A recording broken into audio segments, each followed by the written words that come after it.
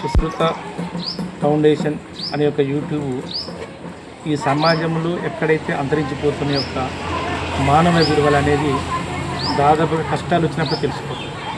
ఈ రోజున మన సమాజం కానీ మన ప్రకృతి కానీ మానవత విలువలు కానీ ఈ రోజున ఒక అంధఘాతంలో పడి ఉన్న వాటన్నిటినీ మేమున్నాం, నా యొక్క కుల బలగం ఉన్నది, నా రక్త బలగం ఉన్నది, నా ఊరున్నదని కొందరు ఆ ఊరి ఒడిలో తన యొక్క రక్తబంధం ఒడిలో చొరవ తీసుకొని దగ్గర తీసుకొని మమేకంగా అనువుగా ఉన్న వాళ్ళ కుటుంబాలు ఎన్నో ఉన్నాయి. అందులో ఈ రోజున మా గోపాలగిరి గ్రామం ముందడిగేసింది. అందులో ప్రస్తుతంగా ముందస్తుగా ఈ గ్రామంలో ఉన్న ధర్మార్పు యొక్క వంశులు కానీ కుటుంబీకులకు నా యొక్క శిరసవందములు చొరవ తీసుకొని ఆ ఒక అంతిమ యాత్రలకు అన్నిటికీ తన యొక్క కష్టాన్ని కానీ ఖర్చును కానీ తెగించుకొని ఈరోజు ధర్మార్పు కృషిశేషులు ఎల్లయ్య వాళ్ళ భార్య అయిన వీరమ్మ వాళ్ళ కొడుకులు కానీ కోడలు కానీ వాళ్ళందరికీ ఆ కుటుంబానికి సానుభూతి తెలియపరుస్తూ అంతేకాకుండా ఆయన చేసే యొక్క అంతిమయాత్రలో పాల్గొనగా మనం చూడడానికి ప్రయత్నం చేద్దామండి.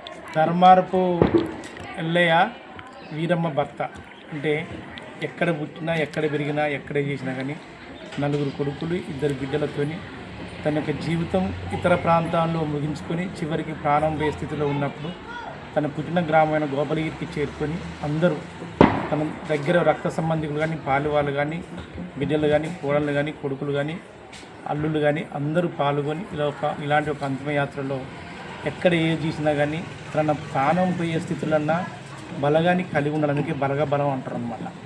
అలాంటిది గోపాలగిరి గ్రామంలో ఉన్న ప్రతి ప్రజానికానికి అంతేకాకుండా ఎస్పెషల్గా అంటే ప్రత్యేకంగా ధర్మార్పు వంశులకైతే వాస్తవంగా శిరస్సు ఉంచి వందనం చేస్తున్నాను. ఎందుకంటే ఇలాంటి ఒక్క బంధు బలగాన్ని ఆదర్శంగా దగ్గర తీసుకోవాలి, ఆదరించాలి. ఎప్పుడైతే కష్ట సుఖాల నుండి వాళ్ళు ఆదరించుకొని ఇలాంటి కష్టాన్ని అధిరోహించినప్పుడే కొంచెం వాళ్ళ విలువలు జరుగుతాయి. కొందరు విలువలు తెలియకుండా అటు ఇటు పోయినా కానీ మనం చొరవ తీసుకొని మన యొక్క రక్త సంబంధం దగ్గర తీసుకొని మన ఊరి ఒడిలో మన యొక్క అతని యొక్క పార్థదేహాన్ని మన యొక్క వైకుంఠ ధామంలో పెట్టడం అంటే మనకు ఎంతో వాళ్ళకు ఆ కుటుంబానికి మన చొరవ తీసి సానుభూతి అంతేకాకుండా ఒక ధైర్యం ఇచ్చినట్టుగా. అందుకే ఆ కుటుంబానికి సానుభూతి తెలియపరుస్తూ ఆ యొక్క ధర్మార్పు ఎల్లయ్య గారి యొక్క ఆత్మశాంతి చేకూర్చాలని భగవంతుని వేడుకుంటూ ఎంతమంది అయితే ₹1 కానీ ₹2 కానీ 100 కానీ 5,000 కానీ 10,000 ఎంతమంది అయితే అంతిమయాత్రలో పాల్గొంటారో ఎవరైతే ఎంత కష్టం శ్రమిస్తారో వాళ్ళందరికీ శ్రీస్వందనం తెలియజేస్తూ ఇలాంటి ఒక కష్ట సుఖాన్ని అందరూ పాల్పంచుకోవాలి, ముందు దిగి రావాలి, సమాజాన్ని స్పృహ కల్పించిన వాళ్ళే గొప్పవాళ్ళు, అలాంటి వాళ్ళే ధన్యులు. అందుకే ధన్యులకు యేసుప్రభు ఒక మాట అన్నారు, సుఖంతో అనుభవించిన సంతోషం కంటే చీకటిని ఛేదించి ఆ కష్టాన్ని అనుభవించిన వాళ్ళే గొప్పవాళ్ళు. అది 100% వాస్తవం. కొన్ని కుటుంబాలు ఈదుల పడడానికి, కొన్ని చేదులుగా ఉండడానికి, చేదుడు వాదుడు గుండా మత్తు పానీయాలతోని బానిసైన కొన్ని కుటుంబాలు అందగాతలో పడిపోతున్నాయి. అలాంటి కుటుంబాలు ఇలాంటి ఒక్క చొరవల్లో కొన్ని ఆటంకాలు కూడా జరుగుతున్నాయి. అలాంటి కాకుండా ఈ చీకటిలో ఉన్న దాన్ని ధైర్య సాహసంగా ముందు దాగొచ్చి ఈ అంతమయాత్రలో ఎవరైతే పాల్పంచుకోవాలో అందరికీ మరి ఒక్కసారి శిరస్సు ఉంచి నా యొక్క సుశ్రుత ఫౌండేషన్ ఉందని తెలియజేస్తూ మీ సెలవు తీసుకుంటూ మా యొక్క మానస ప్రతిబింబాలు కానీ సుశ్రుత ఫౌండేషన్ కానీ ఏదైనా కానీ మాకు ఏ మాత్రం ఇంత వార్త తెలిసినా ఖచ్చితమైన కొన ఊపిరితో నిన్న శిక్షాకాలం దగ్గరికి వెళ్ళినప్పుడు బ్రతకడు అని చెప్పిన వాళ్ళు కూడా డిసైడ్ అయ్యాడు. అటనే జరిగింది. అతని యొక్క ఆత్మ ఆ భగవంతుని సన్నిధి శాంతి చేకూరని వేడుకుంటూ మీద సెలవు తీసుకుంటూ జై హింద్.